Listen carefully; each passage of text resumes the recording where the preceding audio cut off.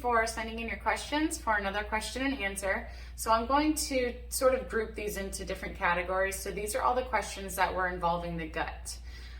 So someone asked, how frequently do I poop? I use the restroom every day at least once, sometimes twice a day. Does this mean that everyone should be going every day? No. What I like to tell people is, what did you do before you went carnivore or before you changed something about your diet?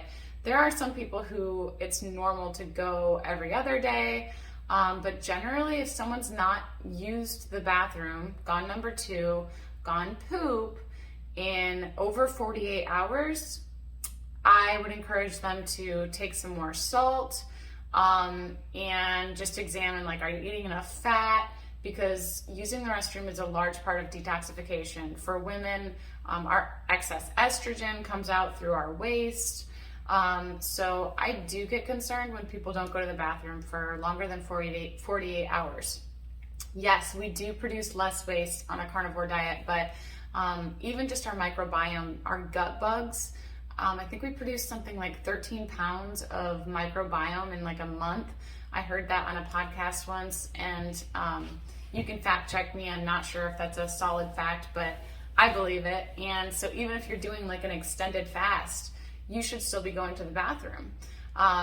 It's gonna be different. It's gonna be less when you're not eating fiber, for sure.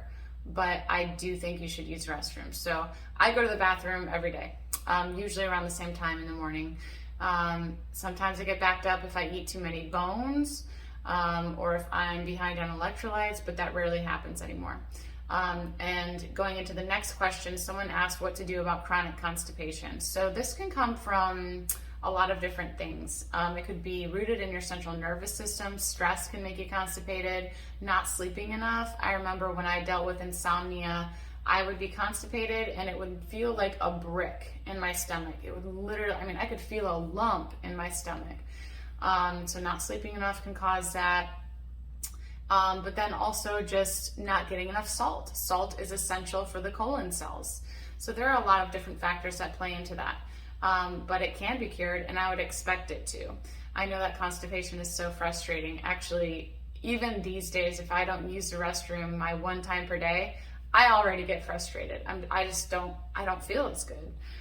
So yeah, using the restroom regularly is really important to me. Someone also asked, how did I overcome C. diff?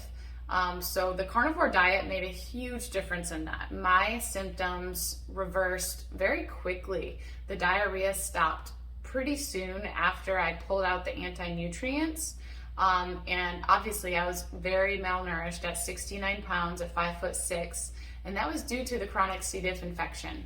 So when I pulled out the anti-nutrients, which were binding to the nutrients that I was consuming, I was able to start absorbing nutrients and heal my gut. A large part of what healed my gut, I believe, is switching to full-on animal fats and proteins. Those animal fats are essential for healing the gut.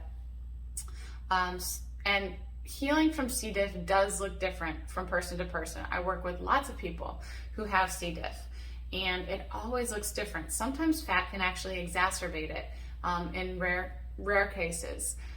So it's really important to be working with someone who actually knows your bio-individual set of circumstances and your needs, your history. Have you tried the antibiotics? Things like that. It really has been different from person to person, but I have not yet worked with someone where carnivore was not successful in overcoming C. diff, which is awesome.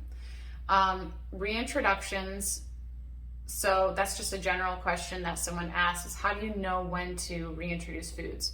So I think a really good sign is when you have reached the goals that you already set for yourself, like more energy, sleeping through the night, less fatigue, less brain fog, less body aches. I think that all those things should be at the top of the priority list, and until you get there, I don't think you should try to be reintroducing foods.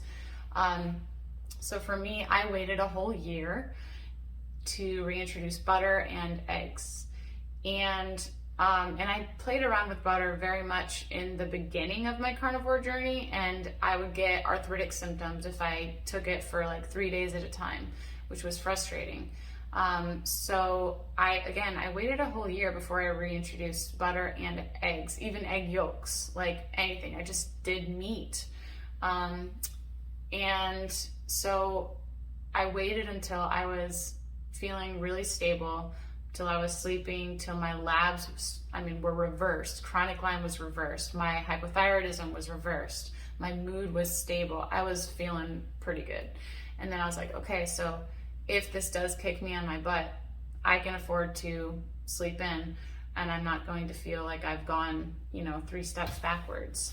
I needed to get enough stability. So that's what I would say to people.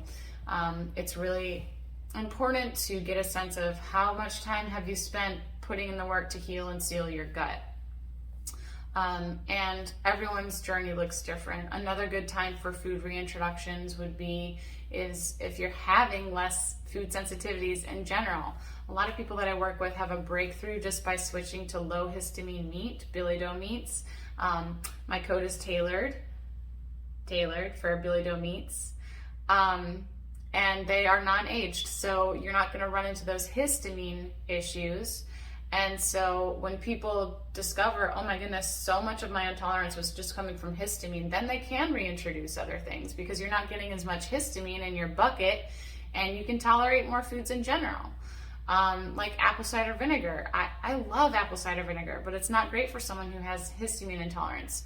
So if you pull away all the conventional beef that you're eating and start eating billy doe meat, you could probably handle it. That's not a recommendation, but it's just a way to think about it.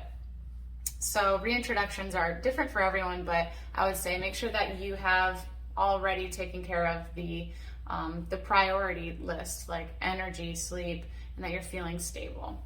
And then go slowly, one at a time, for sure. Let's see. Someone also asked, can I expect to have mood disorders until I heal the gut? So some people don't even have mood disorders when they do have a destroyed gut. So that's my first answer to that question. And then my second answer would be, if you did already have mood disorders, no, I think that you can heal from that before you heal the gut. My mood disorders healed, within 2 weeks, I had huge improvements in energy and mood. Was it gone? No. A lot of things take time. Renewing the mind, working through anxiety, being able to acknowledge a thought and actually reject it and replace it with the truth.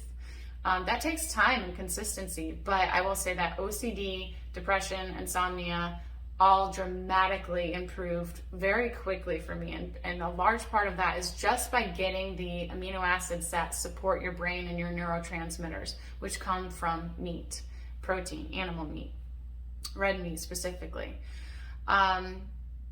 Let's see, reoccurring factors that hold people back from healing the gut. It's going to be people that go off the rails and cheat all the time, seed oils, gluten, continuing to eat foods that are not good for your gut or are inflammatory. Also chronic stress, it's bad for your gut.